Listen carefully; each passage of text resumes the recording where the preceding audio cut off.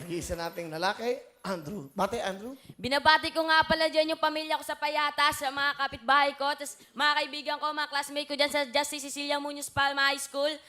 Chill lang kayo dyan. Nandito na ako sa Wawa Win!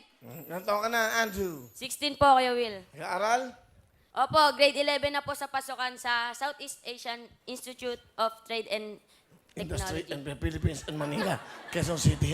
Okay, may clear eskwelahan mo.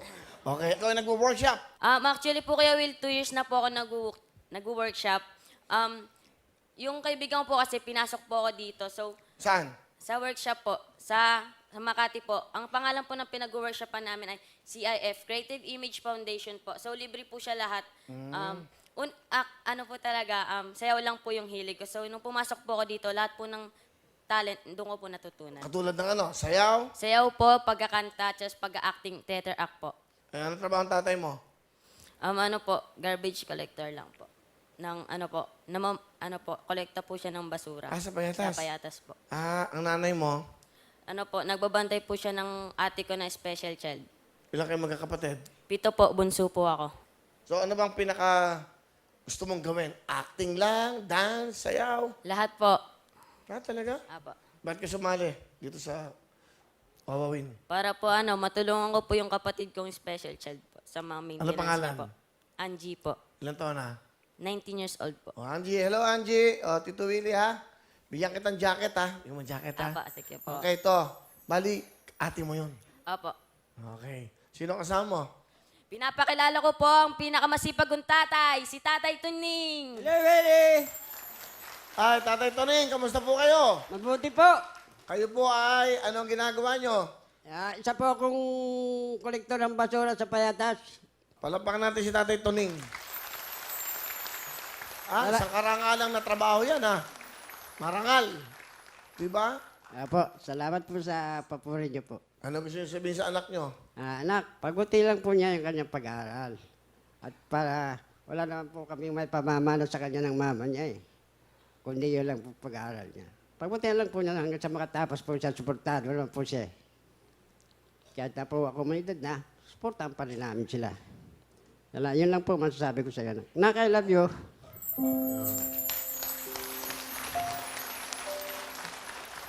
Pa.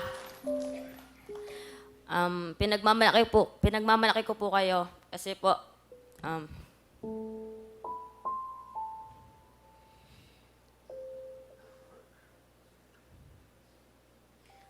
ano po,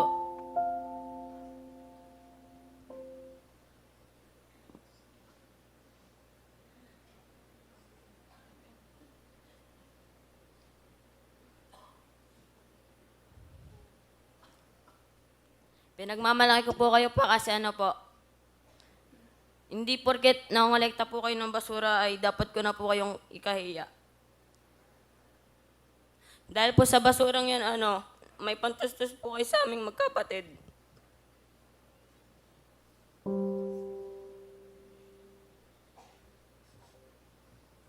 Mahal na mahal po kita pa.